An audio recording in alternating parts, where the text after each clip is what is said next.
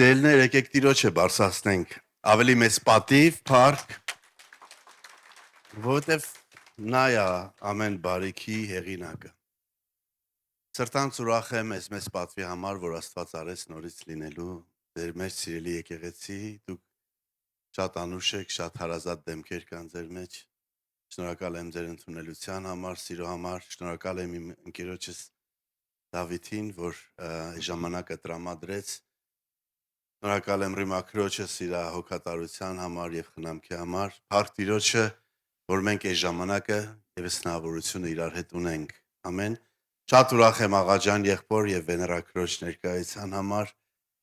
Շատ երախտապարտ եմ, շնորհակալ եմ Տիրոջից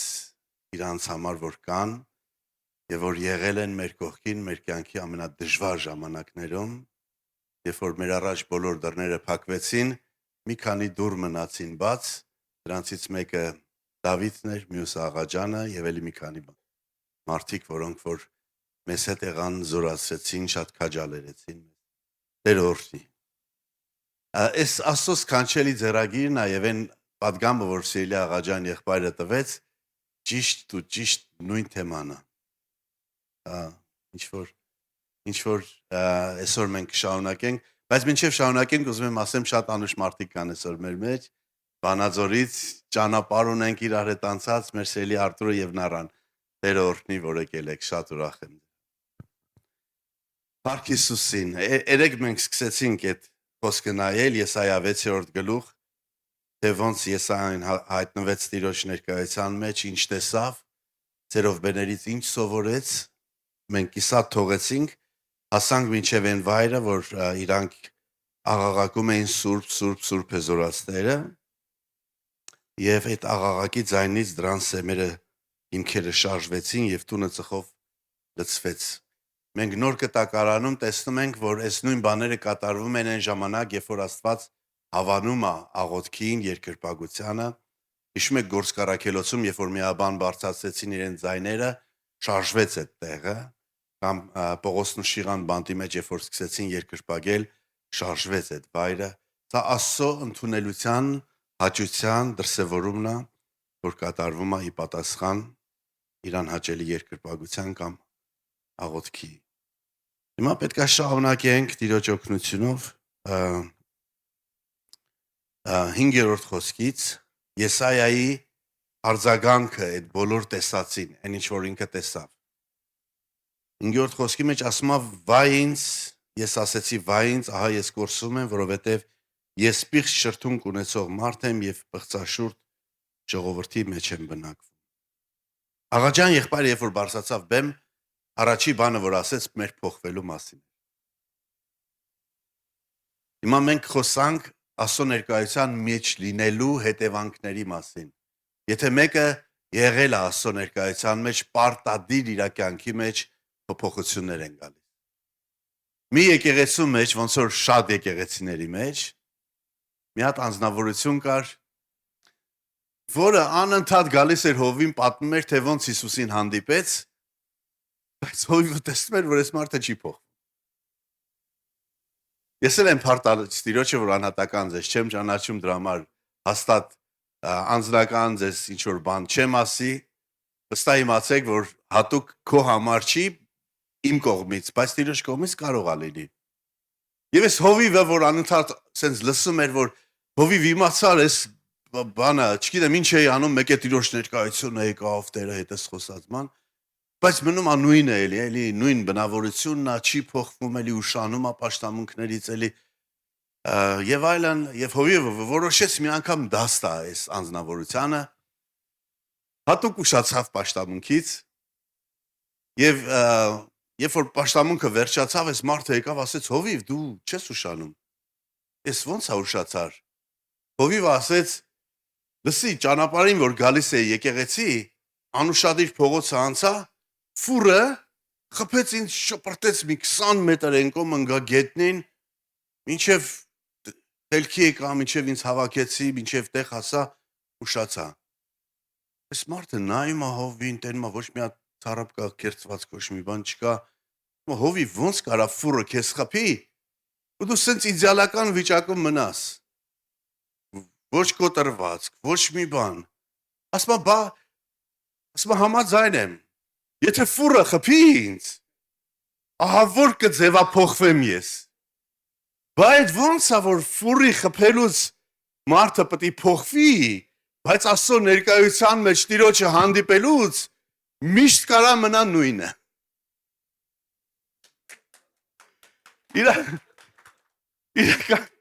Իրականում, սիրելիներ, հնարավոր չի, որ մեկը իսկապես հայտնվի Տիրոջ կենթանի Աստծո ներկայության մեջ եւ չփոխվի։ Եսայա 3 մենք նայեցինք, որ Աստծո ներկայության մեջ հայտնվեց, տեսավ ռեալ բաներ, տեսավ Աստծուն վերացած գայի վրա, տեսավ սերովբեներին, տեսավ դրանց պահվածքը, ոնց էին ծածկվում իրանք,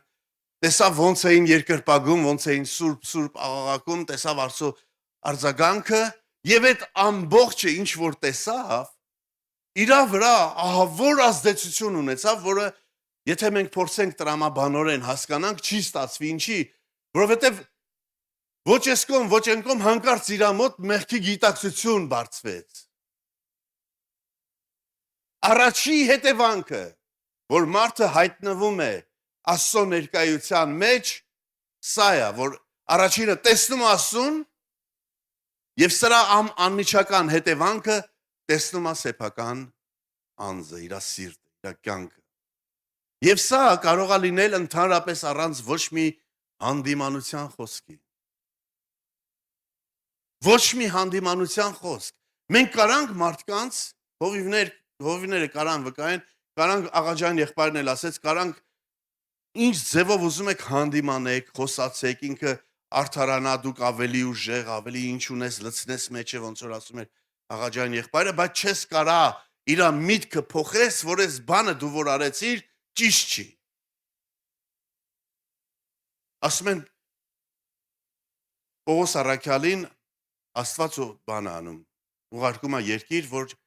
ճշտի իր գրած որոշակի խրթին խոսքեր, որ սխալ են մեկնաբանում, եւ գալիս է եւ ընդունելություն է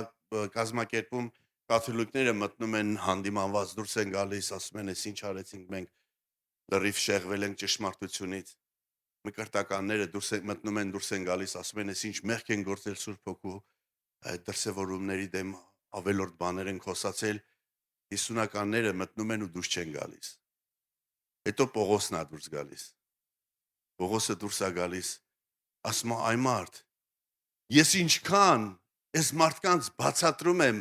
որ ախր այդ թղթերը ես եմ գրել»։ Իրանք ասում են, «Եղբայր, բայց գրված է, չէ»։ Հիմա մեր բնույթը ամենաահավոր բնույթը, որ մենք ունենք, դա ինքնապահպանման բնազդն։ Եվ դրա համար է, որ մենք սուտ ենք խոսում, ստից արդարանում ենք, ինչ որ բաներ ենք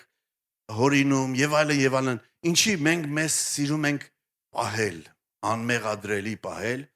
չհասկանալով, որ Սուրբ Հոգին գալիս է հանդիմանելու մեղքը, որպեսզի արդարացնի։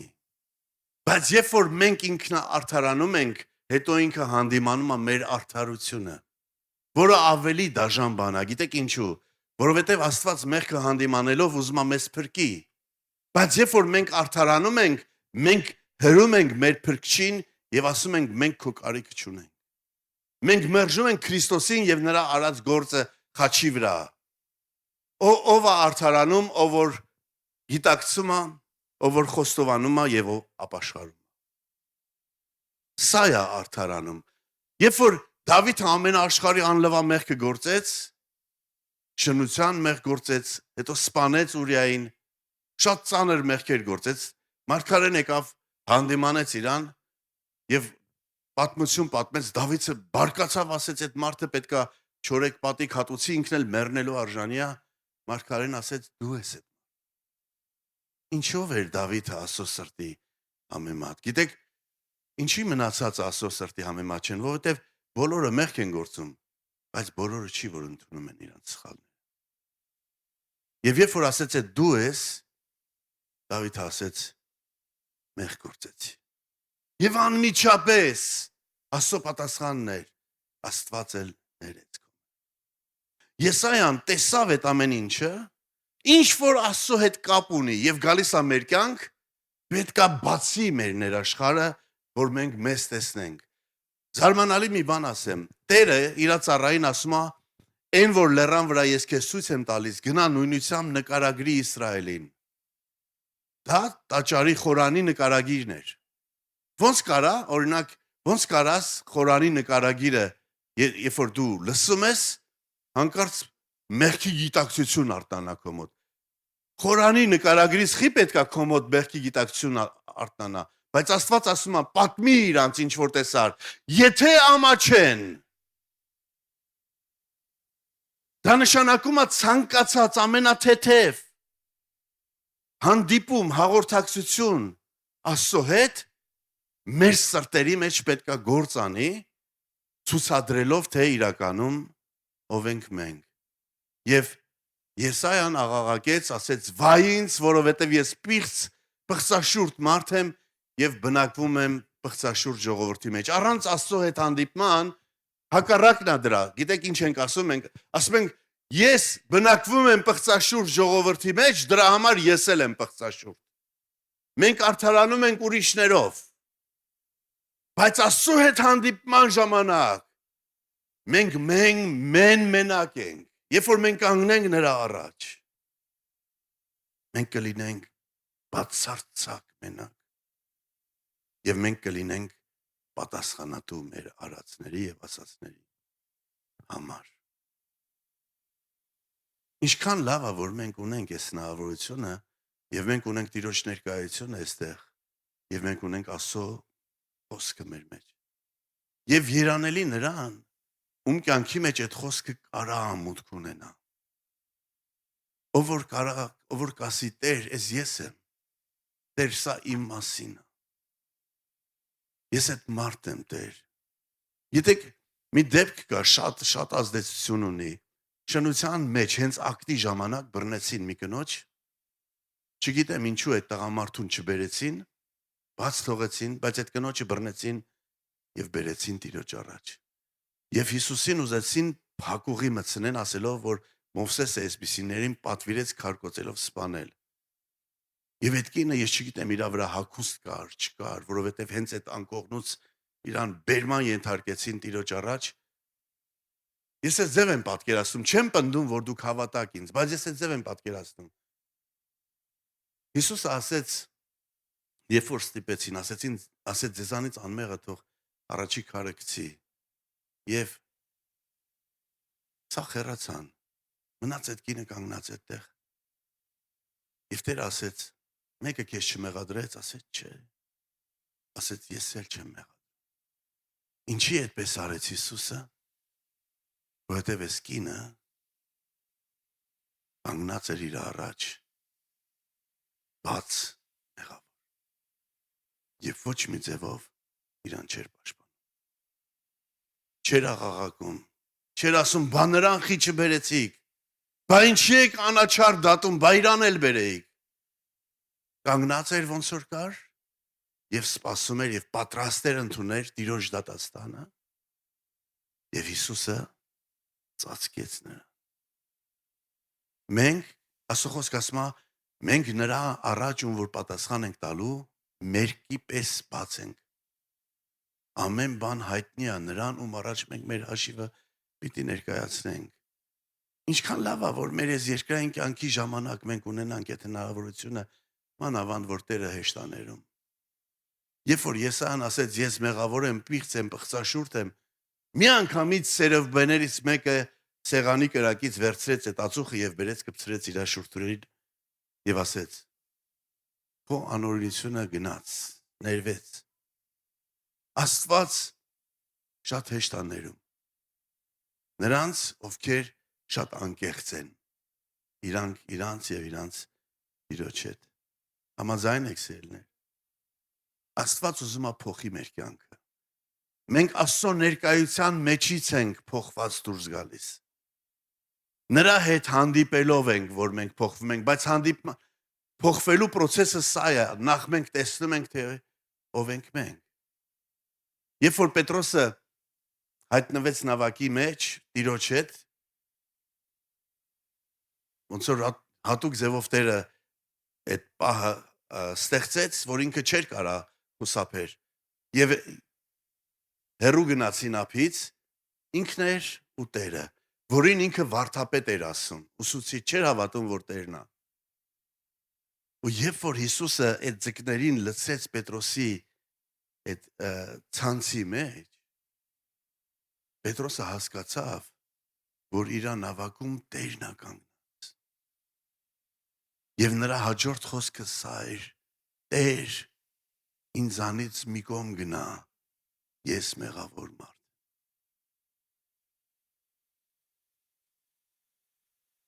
Ամենամեծ գործը, որ Աստված արեց իմ կյանքի մեջ մի մարդ, որը երբեք չէր համարում իրան մեղավոր, ես իմ փիլիսոփայությունով, իմ ապուշ խելքով մարդկությանը բաժանել է երկու մասի՝ աշխարհիկներ եւ հոգեվորներ։ Դուխավենստվը, քահանաներ։ Ես մտածում էի թող քահանաները սուրբ ապրեն։ Ես աշխարհիկ մարդ եմ, աշխարհի բոլոր հաճույքները իմն են եւ դա մեղք չի, ես վայելում եմ աշխարհը։ Եվ մի օր մի հատ տատիկ բրոշուր տվեց ինձ փոքր, վրան գրած էր Աստծո դատաստանը։ Եվ ես կարդացի, այնտեղ գրված էր. չկա ծածուկ բան, որ չհայտնվի։ Գրած էր դատաստանի մասին, եւ երբ որ ես կարդացի այդ բրոշուրը փակեցի, Աստված խոսաց ինձ հետ։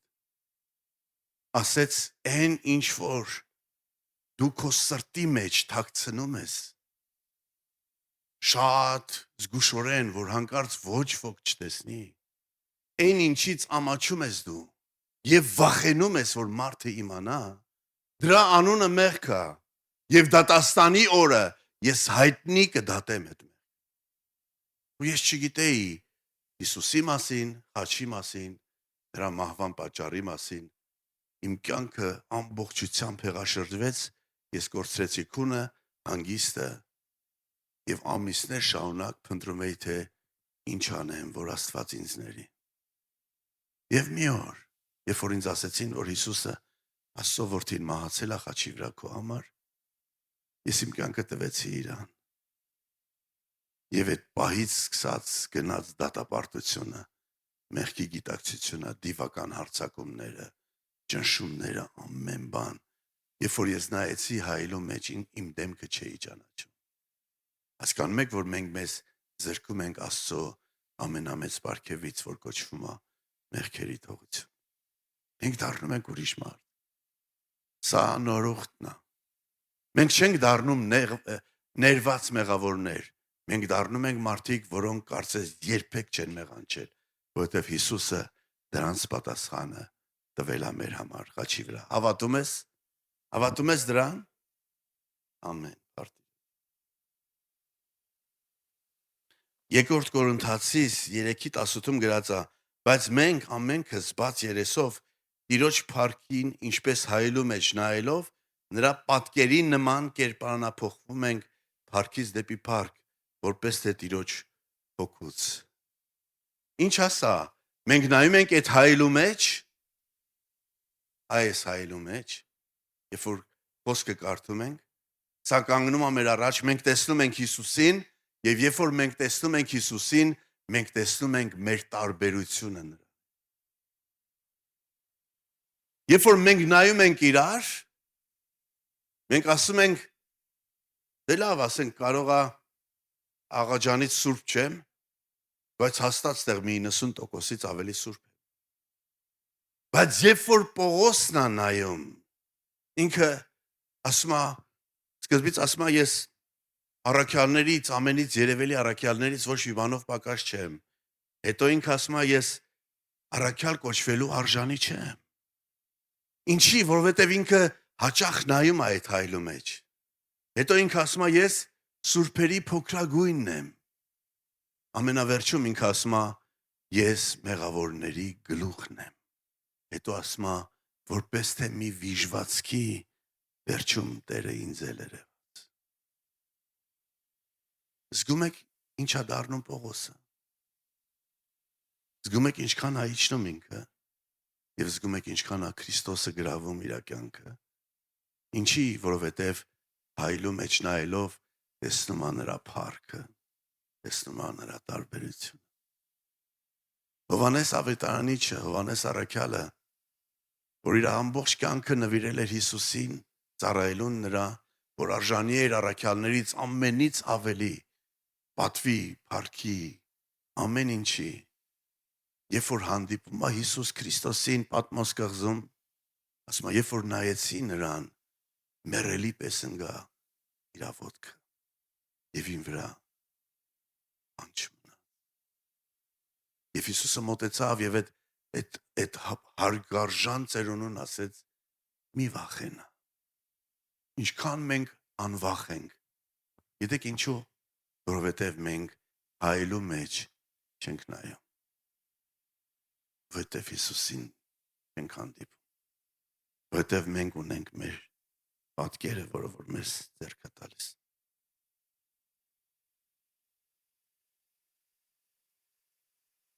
Հաջորդ բանը, երբ որ մենք ճանաչում ենք մեզ, մի հատ օրինակ էլ ասեմ եւ անցնենք առաջ։ Դուք նկատել եք, որ հարսանիքին հրավիրվածների պատմության մեջ մարդիկ, ովքեր հրավիրված էին, դառնում են հրավիրողներին սպանող։ Նկատել եք։ Իրանց հրավեր էին ուղարկել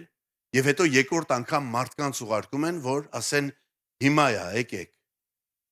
Եվ նրանք ոչ մենակ գնում են իրանց առևտրին, իրանց արտին, Աստծո խոսքի մեջ գրած է, որոշները նրանց իրանց հրավիրողներին սպանեցին։ Գիտեք, երբ որ մենք չենք փոխվում առ Քրիստոս, մենք փոխվում ենք ավելի ահավոր կերպարի համեմատ։ Մենք սարսափելի պոտենցիալ ունենք։ Գիտեք, որ մեր անձը, մեր հին բնույթը, մեր մեղավոր էությունը դիվաննման է։ Գիտեք, որ մարդկային մարմնավոր իմաստությունը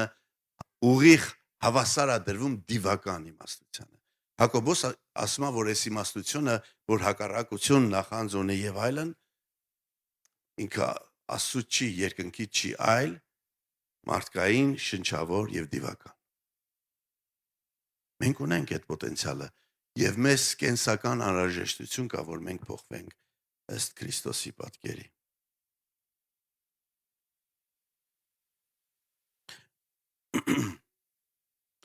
Եվ ամենակարևոր բաներից մեկը, որ մեզ հետ կատարվում է, մենք մասնակից ենք դառնում Տիրոջ բեռին։ Եսայան ասում է, երբ որ ինքը խոստովանեց եւ մաքրվեց իր ամեղքից, գրած է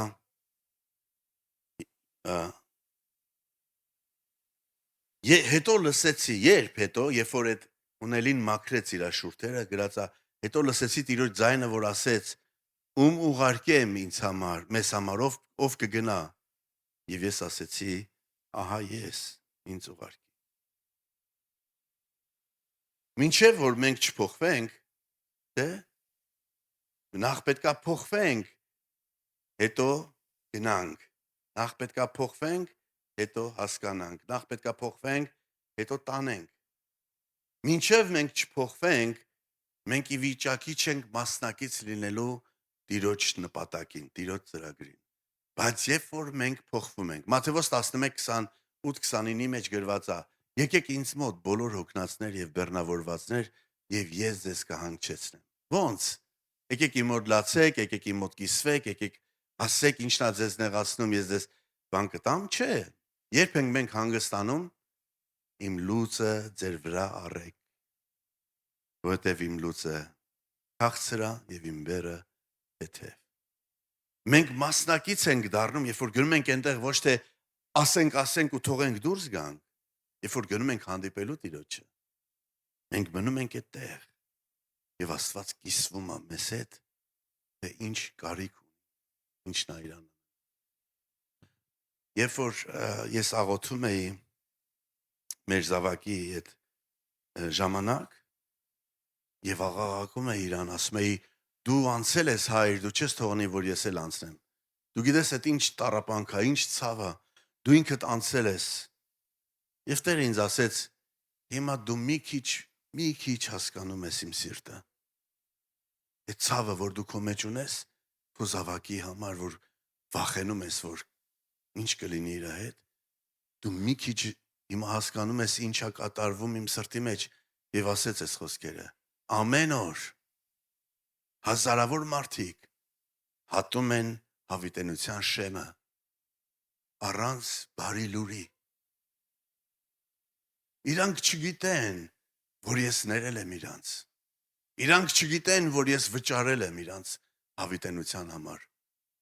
Եվ մարդ չունեմ, որ գնա իրանց ասի, որ Աստված պատրաստ է քեզ ընդունելու, որ հավիտենությունը պատրաստված է քո համար, որ Հիսուսի միջոցով դու կարաս ժառանգես հավիտենական կյանքը։ Մենք ապրում ենք եւ մասնակից չենք Աստծո բեռին, որովհետեւ չենք հանդիպում իրան։ Որովհետեւ մենք էգոիստ ենք, որովհետեւ անընդհատ մեր բեռը ծոմ ենք պահում մեր բեռը, աղոթում ենք մեր բեռը, չենք կարող նորմալ երկրպագենք, որովհետև մեր բեռը խանգարում է։ Չենք կարող նորմալ հավատանք, որովհետև ճնշում է մեր վրա։ Որն է լուծումը? Մտնել Տիրոջ ներկայության մեջ։ Ամեն։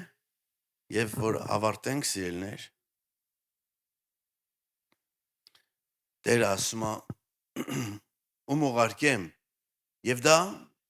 տպավորություն ունենցա, ոնց որ այս պաշտամունքի մեջ է։ Տպավորություն ունենցա, ոնց որ այդ խոսքը ուղված է հազարավորների, ով կգնա մեր համար, բայց այնտեղ Եսայան ամենակ կանգնած։ Աստծո գործելակերպը այսպիսին է, ինքը մեզ հնարավորություն է տալիս հասկանալու եւ արձագանքելու։ Այս քաղաքի մեջ Կորինթոսում Տերը հայտնվեց Պողոսին, գիտեք, որ Տերը ամեն առիթով չի հայտնվում։ Հայտնվեց նրան եւ ասեց. «Խոսա Պողոս, լուր մի մնա, որովհետեւ այս քաղաքում ես շատ ժողովուրդ ունեմ»։ Դուք պատկերացնում եք, Աստված արդեն փրկել է մարդկանց, Քրիստոսը վճարել է իրանց համար, բայց Աստված կախված է նրանից, կբացենք մենք մեր բերանը, կխոսանք արդյոք բարի լուրը,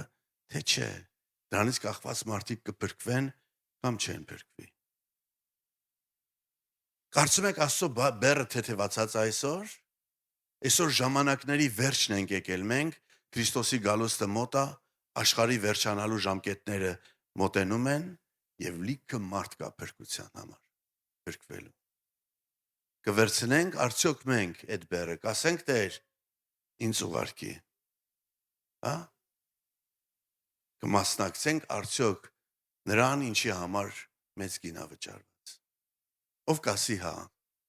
ով կուզի դրա մեջ մտնի։ Եկեք կանգնենք Տիրոջ առաջ։